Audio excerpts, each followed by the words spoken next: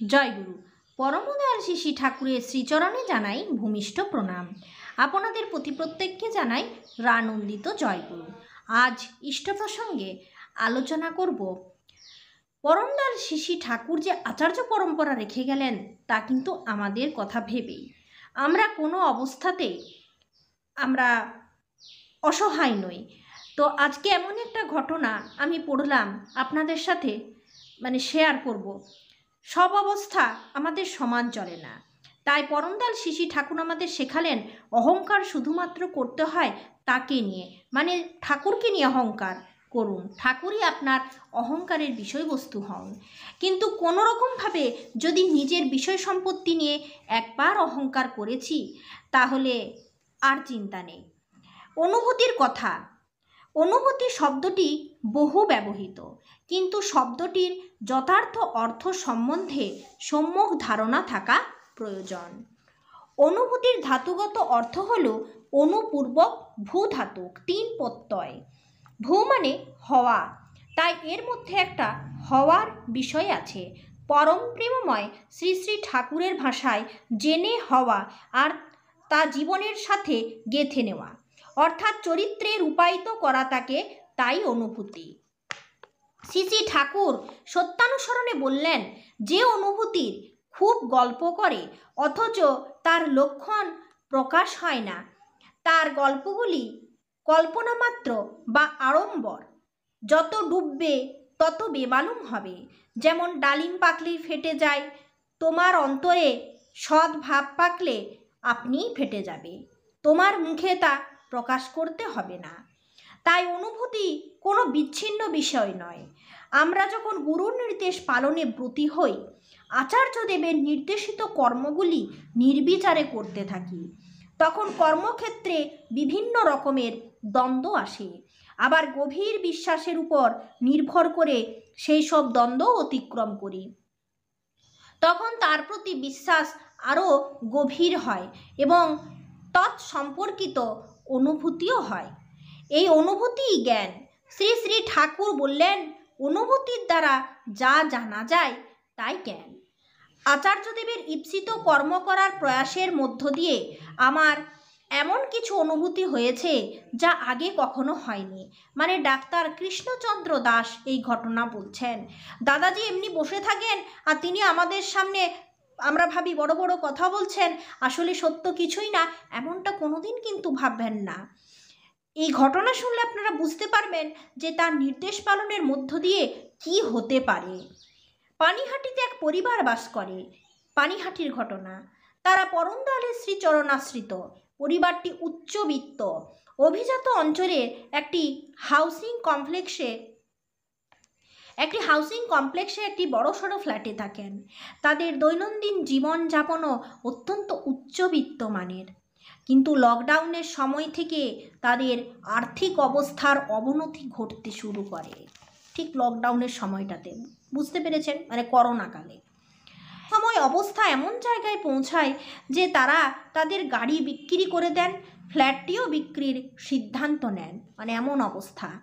বিক্রি করার আগে অনুমতি নেওয়ার জন্য আচার্যদেবের কাছে পৌঁছান।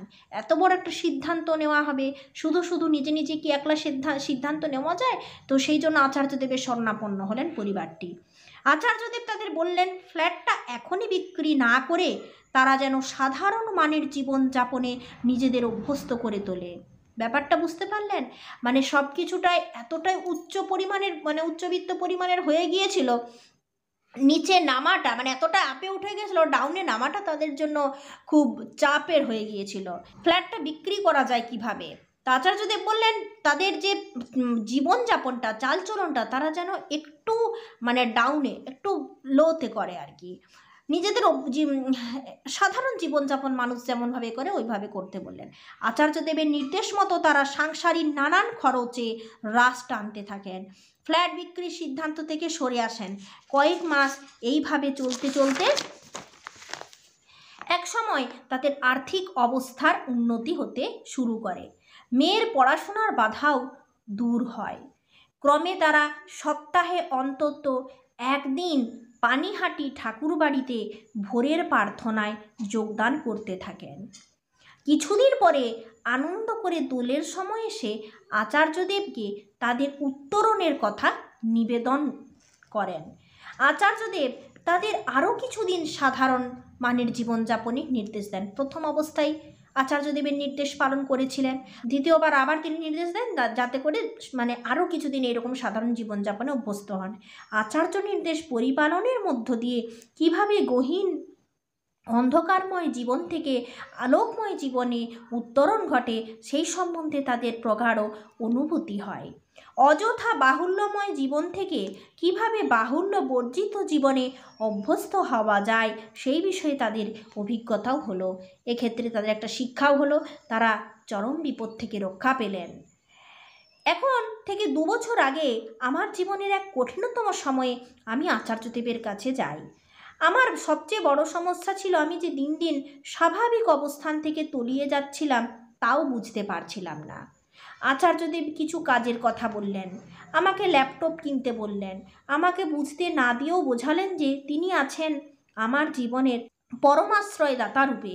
ব্রহ্ম দর্শনের পথ দেখানোর জন্য তিনি আছেন, গহীন অন্ধকার থেকে আলোর রাজ্যে নিয়ে যাওয়ার জন্য তিনি আছেন।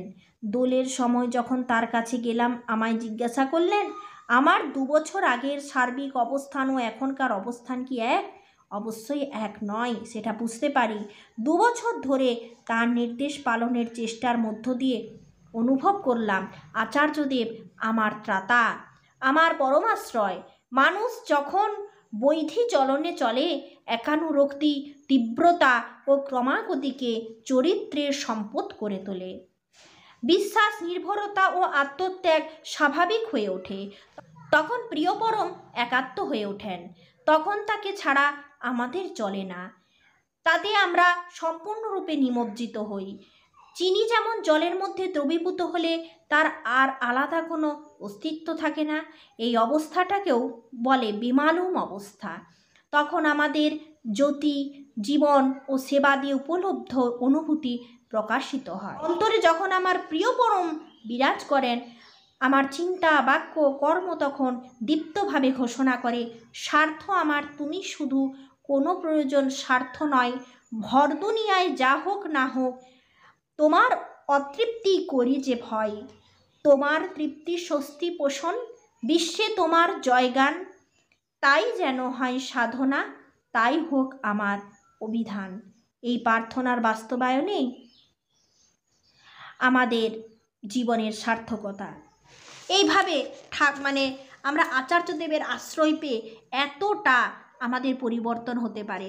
আচার্যদেব কেমনভাবে একটা পরিবারকে রক্ষা করলেন, কিভাবে আচার্যদেব তাদের সেই পরিবারটাকে বাঁচিয়ে দিলেন দেখুন। তাহলে আচার্য নির্দেশের পালনের মধ্য দিয়ে কী যে হতে পারে এই সত্য ঘটনাটা আপনারা কিন্তু ছোট্টখাট্ট বক্তব্য হিসেবে সৎসঙ্গে রাখবেন। আচার্যভীতি আমরা প্রত্যেকে করি, খুব ভক্তি সহকারে ইষ্টভীতির সাথে আচার্যভীতি এবং তার সাথে সাথে আমাদের আচার্য নির্দেশ পালন করা দরকার। ঠিক কাটায় কাটায় যেমনভাবে আমাদের আচার্যদেব বললেন ঠিক তেমনভাবেই আমাদের করা উচিত। এর মধ্যে নিজের কোনো ইচ্ছা প্রবেশ করিয়ে তার যে নির্দেশ সেটাকে বিকৃতি করে আমাদের লাভ নেই, এতে করে আমাদের কিন্তু বিপদই হবে, ভালো কিছু হবে না। তাই আচার্যদেবের এই নির্দেশ পরিপালনের মধ্য দিয়ে নিজের জীবনকে চালনা করুন।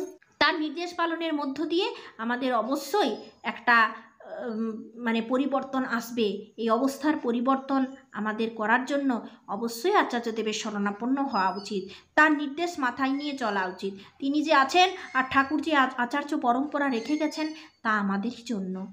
এইভাবে আচার্য নির্দেশ পালন করুন। অবশ্যই ঠাকুর বাড়ি যান, ঠাকুর দর্শন করুন, আচার্যদেবের দর্শন করুন, আপনার সমস্ত সমস্যার কথা নিবেদন করুন। সেখানেই একমাত্র উপায় আছে, সেটা একবার গেলেই বোঝা যায়, কিছু না কিছু পরিবর্তন হয়ই। আজ প্রসঙ্গ এই পর্যন্ত। ভালো থাকুন। জয় গুরু।